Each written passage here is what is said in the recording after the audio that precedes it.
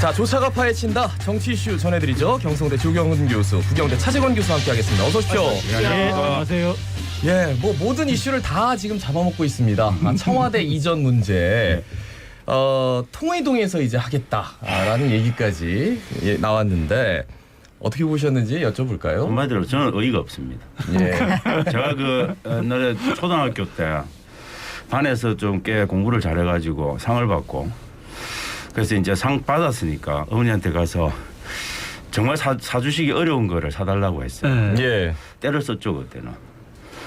저는 딱 그때 그 착을 보는 느낌. 저런 어린애들이 그냥 좀 그렇게 하는 느낌이 아닐까. 이제 비판적인 시각으로 보면 저는 대단히 비판적일 수밖에 없고 어디 거기에 합리성이라고 하는 정책이라고 하는 건 합리적인 사고 속에서 기반을 해가지고 해야 되잖아요. 그런데 저는 일반적인 상식을 가진 사람들이라면 아무리 그 대의를 인정한다 하더라도 그 합리적인 의사결정 과정이라고 보기는 굉장히 어렵다고 봅니다. 예, 조경 교수님. 예, 대통령 당선자 입장에서 볼 때는 네. 이 이슈가 이제 국민들이 볼 때 그렇게 나쁘지 않은 쟁점이고, 그죠? 왜냐하면은 뭐 청와대를 국민들에게 돌려주겠다.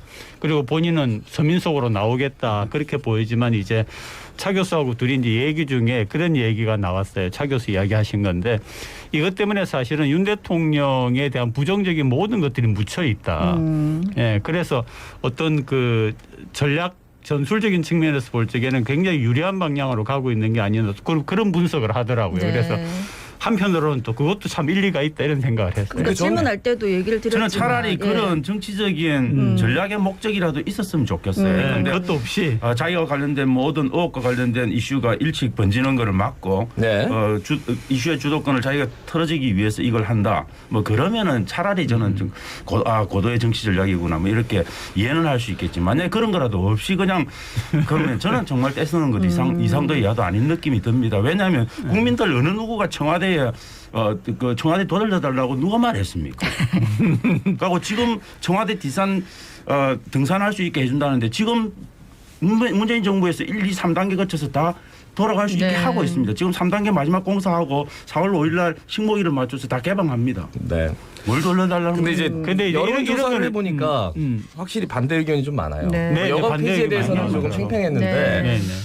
이 문제에 있어서는 오히려 반대가 부산, 울산, 경남, 뭐 영남권에서도 좀 높은 것 같더라고요. 근데 저는 조금 그 상대되는 의견을 말하면은 네. 막상 이 일이 마무리되고 나면은 또 그런 여론조사의 의견은 바뀔 수 있다고 봅니다. 여론조사 그 자체는 중요한 게 아니고, 근데 어쨌든 그 문 대통령이 이제 그 취임하시기 전에 했던 네네. 그 아이고 못 가게 되었다 하고 굉장히 대비되는 건 효과도 노릴 수 있는 게 아닌가 그런 생각은 들더라고요. 아니요. 근데 네. 광화문을 가면은 당연히 그런 말씀 들을 수 있는 거죠. 그런데 광화문이 아니고 용산입니다. 용산 거기 시민공원을 아무리 만든다 하더라도 시민들이 어떻게 거기 접근합니까? 거기. 광화문은 아예 처음부터 안 되는 것 같아요. 거기는 예. 뭐 여러 가지 뭐 경험 문제도 있고. 저는 그다음에 또 답답한 부분은 저는 그 많은 110명에 가까운 국회의원들과 그 많은 윤 당선자 중심의 포진해 있는 그 많은 엘리트들이 도대체 목소리를 그렇게밖에 낼 수 없는 그 현실이 저는 더 안타까워요. 일단 뭐 장재훈 비서실장이나 김병준 뭐 특별위원장, 김한길 국민통합위원장은 좀 반대 의견을 저는 바지 가랑이를 잡고 말려야 되는 겁니다. 왜냐하면 그거는 차라리 1년 안에 옮기자. 그 정도 합리성을 시간을 두자. 갖추고 있어야죠. 그러니까 꼭 하고 싶으면 대통령 되고 나서 해도 되지 않느냐는 국민들 그게 아니고 이거는 인수위 예. 법 자체를 무력화시키는 방식으로 접근하고 있지 않습니까? 법대로 사시기 때문에요. 근데 그럼 어쨌든 법대로 사시는 모습을 보여주셔야 돼요. 이 이슈로 뭔가 대척점을 이루고 그리고 그 지금 사실 윤석열 당선인이 가장 높은 그러니까 이긴 이유가 문재인 대통령과 반대 대척점에 있다는 거거든요. 하여튼 그 상황에서는 어쨌든 대척점은 이뤘다. 이런 식으로 이제 좀 분석하는 분들도 계시더라고요. 만약에 지금 그래 아까 저도 동일한 말씀을 드렸는데 지금 와가지고 오용부용 되면은 저는 더 이미지가 나쁠 것 같은데요. 예. 차라리 그냥 조금 무리가 되더라도 본인이 이야기했던 약속을 지키는 모습을 밀고 나가는 게 본인에게 유리하다고 생각하지 않나. 그럼 통일동에서 11km를 출퇴근하면서 그 11km를 출퇴근하면서 저쪽이 그 되도록 앞뒤에 기다리는 거죠. 30분 이상 그 교통 통제를 해야 되는 1시간 이상. 근데 어쨌든 교통 통제를 5월 한다고요. 9일까지 문재인 대통령 임기고 5월 10일부터는 이제 예비비를 해가지고 윤석열 네. 대통령이 네. 이제 본격적으로 업무를 시작하는데 그게 이제 또 지방선거 기간이랑 걸쳐져 있어가지고 그런 일련의 과정들이 다 선거에 담길 수도 있다. 네. 그거는 굉장히 좀 시사하는 바가 큰 것 같아요. 그렇죠, 그렇죠. 음. 예. 그렇게 이제 어떻게 끌고 전국의 주도권을 누가 끌고 가느냐에 따라서 예. 지방선거에 영향을 주는 거니까요. 예, 예. 지방선거 그러지 않아도 이기세요. 너무 무리 안 하셔도 됩니다. 왜냐하면은 2달 만에 하는 그 지방선거에 어떻게 야당이 아무리 열심히 하더라도 좋은 결과를 얻겠습니까? 그냥 그런 목적이라면은 제발 좀 합리적인 어른으로 좀 돌아가셨으면 좋겠습니다. 알겠습니다. 이 정도 네. 하고요. 그 21일 윤석열 대통령 당선인하고 경제 6단체장의 오찬 회동을 가졌습니다. 그러니까 좀 주목되는 게 노동계가 아니라 경영계를 먼저 만났다. 특히나 전경련 만났어요. 그래서 거기에 대해서 이제 시사하는 바를 여러 가지로 분석하는 기사들이 쏟아졌습니다. 어떻게 보셨습니까? 조경련 당연히 교수님부터 보수 여쭤- 정당의 뭐 대통령 후보니까 정경련 만나고 경제육단체 만나는 게 너무 당연한 거고 노동계를 만나면 더 이상한 거죠. 왜냐하면 그분들은 노동계를 대표할 대통령이 아니에요.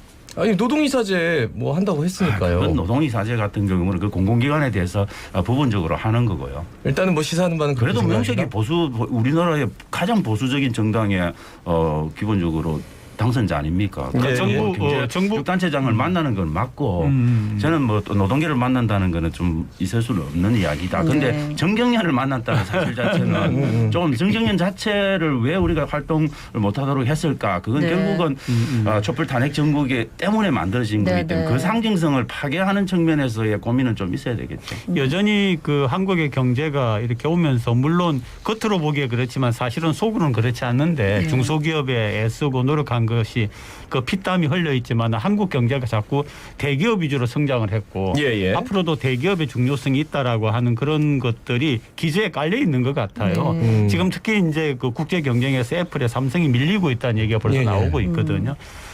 어쨌든 정경련이 돌아왔다 뭐 이렇게 되는 것 같습니다. 네. 그런데 노동의 여러 가지 그 문제가 되었던 거 이를테면은 뭐 하청을 주면서 문제가 네. 생겼던 이런 것들이 다시 이 옛날로 돌아가지는 않는 자유시장 경제를 추구하되 노동시장을 돌보는 그런 그 대통령의 어떤 정책 방향이 되면 좋겠다는 우려와 기대 많이 있었습니다. 네. 자유시장 경제도 좋은데 그 자유시장 경제를 꼭 재벌만 주도하고 재벌만 잘 살게 하고 사회적 부의 양극화는 심화시키는 그런 자유시장 경제 꼭 할 필요는 없죠. 다른 분명히 방식으로도 충분히 그 할 수 있죠. 보수 쪽도 이런 것들에 대해서 충분히 이전에 이제 경험을 한 사항도 있고 그래서 이제 국민들에게 좀 외면당했던 기억도 있고 그래서 조금 나아지지 않을까. 그런데 당장 이제 경제단체장들 만났을 때 주 52시간 뭐 유연화, 그렇죠. 중대재해처벌법 보완 네. 이런 규제 완화를 요구했어요. 벌써 요구를 했죠. 그런 네, 것들을. 그래서 네. 이런 것들은 굉장히 좀 이슈가 크게 될 수 있는 문제들이거든요. 저는 예, 근데 대통령이 그죠? 갖고 있는 복심과 너무도 딱 맞는 거죠. 대통령 그렇게 이야기하지 않았습니까?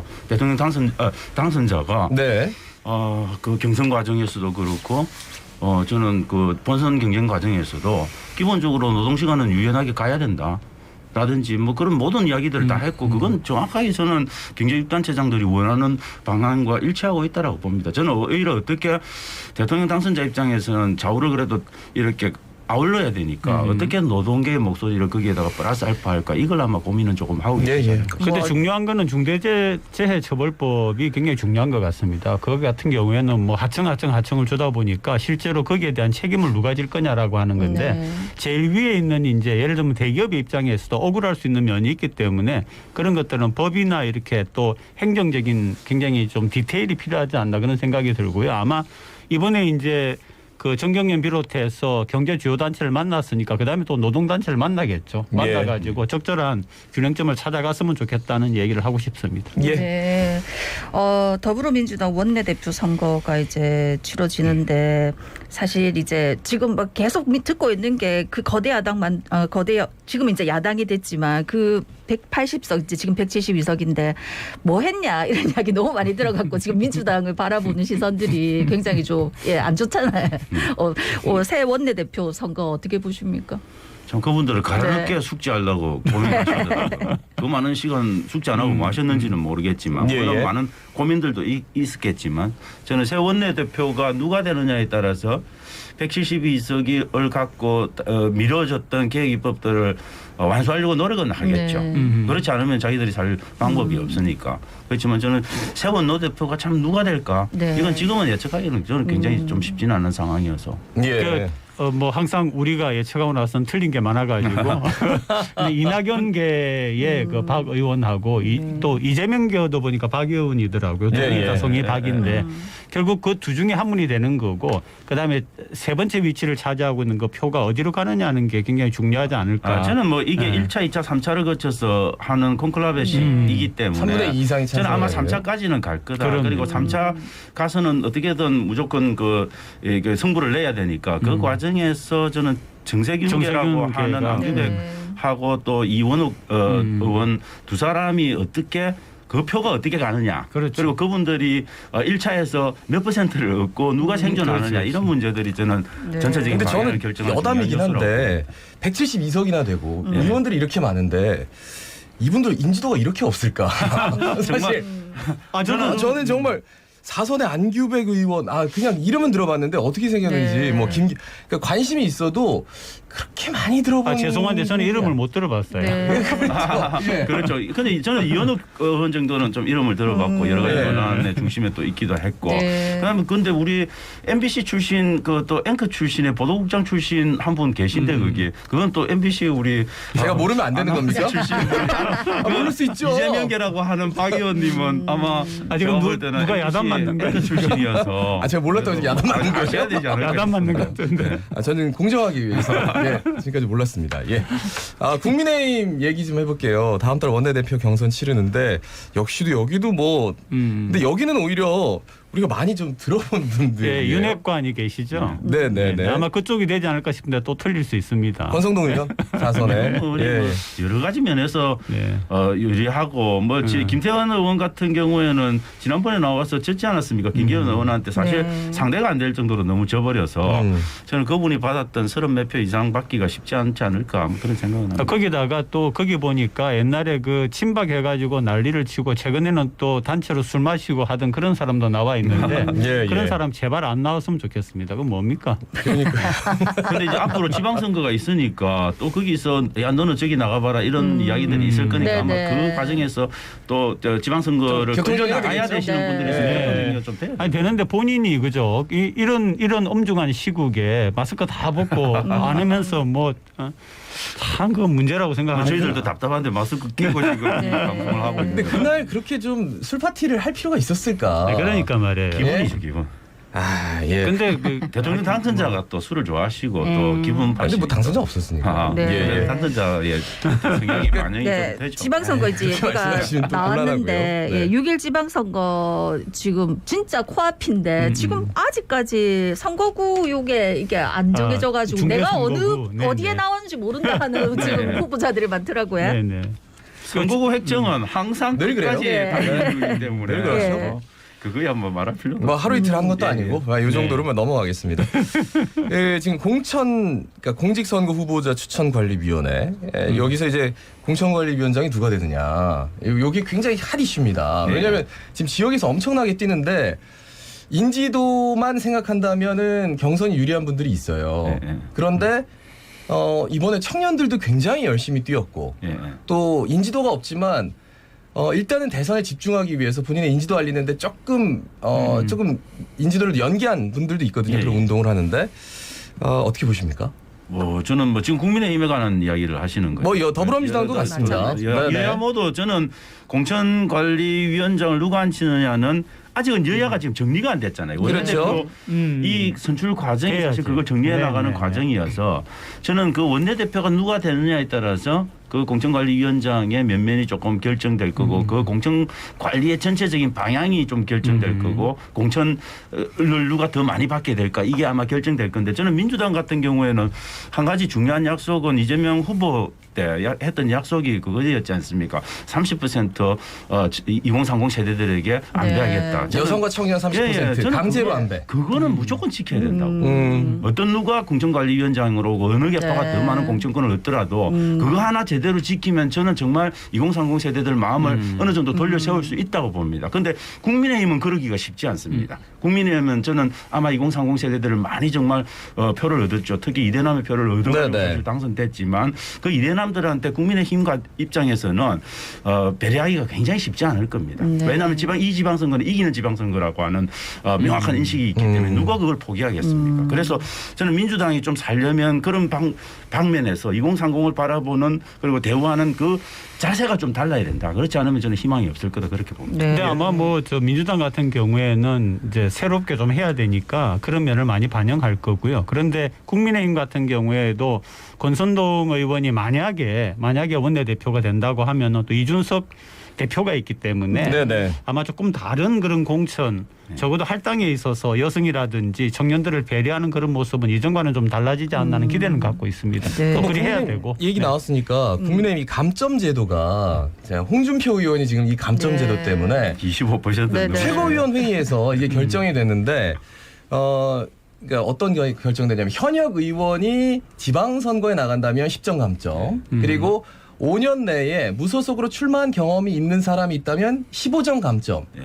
근데 따져보니까 이게 홍준표 의원이 25점 감점으로 딱 걸리는 거예요. 찍었죠. 대구시장. 근데 문제는 그 최고위원 회의에 김재원 최고위원이 있었다는 네, 겁니다. 네. 왜냐면은 그분은 대구시장 출마 지금 얘기했거든요. 네. 본인이 출마하겠다고.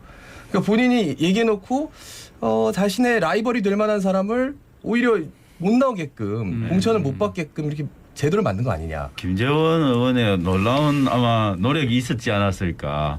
그걸 넣기 위해서 그건 제가 볼 때는 대구광역시장의 그 당내 경선 과정을 굉장히 방향을 잡아주는 굉장히 중요한 저는 제도적인 그 장치라고 봅니다. 25점이면 큰 거죠. 25점이면 포기하는 소리입니다. 25점을 묻고 어떻게 그 어느 정도 인지도가 있는 사람끼리 경쟁을 합니까? 그거는 거의 저는 저 홍준표 정말 의원 입장에서는 솔직히 드랍을 해야 되는 상황이지 않을까 저는 그렇게 생각합니다. 근데 그분이 아마 친박이죠, 그죠? 원조 친박으로 저는 알고 있는데. 김재원 의원. 네, 예. 네. 거기다가 아마 지금 선거 과정에서 최고위원 하면서 계속 그렇죠. 계속 TV 같은 예, 데도 많이 미디어에 나오고 본인은 알렸죠. 네, 그렇게 하면서 아마 그런 어떤 친박의 그런 배경 같은 것도 있을 것 같고요. 홍준표 의원이 마지막에 애를 많이 썼는데 좀 안타깝다라고 하는 마음으로 지켜보고 있는 중입니다. 예. 국민의힘으로 이름 바뀔 때 이제 네. 뭐 원조 친박이니 이런 말 쓰지 그러니까. 말자고 했는데 했는데도 결국 그렇게 불구하고 돌아갔네. 또 돌아갑니다. 예. 국민의힘 내부에 지금 엄청난 권력 정립기 아마 지방선거의 다툼이 있는 공천권을 거죠. 누가 얼마만큼 그럼요. 행사할 건가를 두고 엄청난 정립 네, 과정이 네. 일어나고 있다고 봅니다. 저 PPAT. PPT 저 그거 한번 피플 보고 파워 싶어요. 애티튜드 테스트. 제가 그걸 약간 많이 내거든요. 고시 출제를 많이 했는데 네, 네. 그 문제 좀 내달라고 좀 이 출제위원 의뢰가 오면 아 예상 문제를 좀 뽑아달라. 굉장히 잘 해드릴 것 같아요. 여기 있는 우리 4명부터 좀 한번 해보는 거 어때요? BPAT 성향이 어떤지. 저는 시험 잘 못 봐서 궁금합니다. 좀 뭘 꼴달랍니다. 물을지. 그러니까. 그리고 네. 저는 오답에 대한 시비 이런 것들이 있으면 어떻게 되나 네, 뭐 네. 이런 네. 것들이 좀 걱정됩니다. 21일에 이제 김영춘 전 해양수산부 장관이 정계은퇴하고 6일 지방선거 불출마 선언을 했더라고요. 이게 민주당에서 좀 어떻게 보면 유력한 부산시장 후보였는데 어떻게 될까요? 민주당 입장으로서는 저는 엄청난 정치적 자산 하나가 사라지는 경우라고 보고 정치권 전체로서도 저는 굉장히 큰 상실이라고 봅니다. 네. 저는 개인적으로 그분이 뭐 여러 가지 뭐 당도 왔다 갔다 한 면도 있고 하지만 자기 소신이 있는 정치인이라고 봐야 되는 거고 그런 관점에서 저는 좀 아직은 좀 젊지 않냐. 그래서 조금 너무 빠른 용태다 이렇게 보는데 저는 그분이 그렇게 결정한 데는 단지 자기가 이 정치적인 불쏘시개로서 더 이상 역할을 못한다는 개인적인 그런 판단도 있었겠지만 이 판에서 내가 나가줘야 적어도 민주당 개혁을 이야기하는 586 용태론이 제대로 먹혀들 거다라고 하는 그 상황에 대한 명확한 인식이 저는 좀 있다. 근데 그분 성품이 야, 내 나갈 테니까 다 줄 서서 나와. 이 소리를 제대로 못 하시는 성품인 거죠. 저는 그 뜻을 잘 새겨서 좀 민주당에 좀 오래 하신 분들 좀 스스로 정리하는 그런 모습들을 좀 보여주시는 근데 이제 게 낫지 영남 않을까 입장에서는 싶습니다. 예. 워낙 저 민주당 쪽이 인물이 없어요. 그죠? 네. 근데 지금 비교를 좀 해주세요. 뭐냐면 김두관 의원하고 네. 민홍철 의원 네. 다 이번 지방선거에 불출마하겠다라고 선언을 했습니다. 특히나 민홍철 의원은 만약 이재명 후보가 대통령이 됐다면 뭐 해볼 만도 한데 이거는 뭐 안 된다라고 대놓고 얘기하더라고요. 그러니까 요것과 요것, 그러니까 86 용태론에서 이분들은 의원직을 유지하는 거잖아요. 네. 좀 차이는 있는 거죠? 차이는 있죠. 근데 그건 뭐 개인적인 성향의 차이고 또 개인적인 사정의 차이겠죠. 김영춘 전 장관 같은 경우에는 뭐 또 다른 일을 하실 게 있으실 수도 있고 김두관 의원이나 아니면 민홍철 의원은 다른 일을 하실 계획 자체가 없으실 수도 있고 뭐 그런 개인적인 편차들도 좀 있긴 근데 저는 하겠죠. 그분들을 두고 하는 얘기는 아니고요. 정치에도 어떤 철학이 저는 있어야 된다고 생각하거든요. 바람 불 때마다 막 이 다 떨어진 가지 위에서 나뭇잎 하나가 나부끼는 것 같은 우리 대한민국의 정치인들 중에 그런 정치인들이 많은데 그게 아니라 바람이 아무리 불어도 뭔가 방향을 향해서 나가는 게 좋은데 특히 이렇게 이제 영남 같은 부산 같은 경우는 어려운 지경이 된 부산 민주당 같으면은 누군가가 차고 나아가는 건 리더십을 발휘해 주면 좋겠는데 비록 용태는 했지만은 예. 그런 중심의 역할을 좀 해주면 좋겠다 그런 기대감이 있습니다. 근데 네. 다 용퇴할 필요는 없죠. 네네. 저는 사실 김두관 의원 같은 경우는 이번 대선 과정에서 균형 발전의 아젠다를 갖고 엄청나게 네. 노력하신 분이거든요. 그런 분들은 비록 연세는 드셨지만 그래도 자기 역할을 하시는 분들이 있는 거고 그렇지 않고 민주당 안에서도 정말 선수만 쌓아가면서 아무 일 안 하면서 선수만 쌓아가시는 분들이 있거든요. 그런 분들을 말씀드리는 겁니다. 네. 예. 그러니까 이번에 좀 나가주세요 그런 이야기 같습니다. 예. 그래야 젊은 사람들이 그래 올라오죠. 진입이 되죠. 아니 예, 근데 예. 조경 교수님 말씀 중에 바람이 거세게 불어도 누가 그쪽을 뚫고 나가는지 말씀하셨는데 지금 정치판에 보면 바람보다 먼저 눕는 분들이 너무 많아서 좀 시민들이 그런 눈을 보고 있다는 거 좀 알아주셨으면 하는 생각입니다. 예. 아마 이제 부산시장 선거부터 해가지고 각종 뭐 기초단체장 뭐 그 얘기를 할 일이 정말 많을 것 같아요. 네. 지역별로 지금 열심히 뛰고 계시거든요. 추후에는 너무 중앙 정치권 말고 지방선거 관련해서 말씀을 좀 많이 나눌 수 있었으면 합니다. 네, 알겠습니다. 말씀 잘 들었습니다. 고맙습니다. 네, 고맙습니다. 네. 경성대 조경근 교수, 부경대 차재권 교수였습니다. 예, 이제 뭐 국민 5명 중에 1명은 감염이 됐다 할 정도로 확진자 많이 나왔는데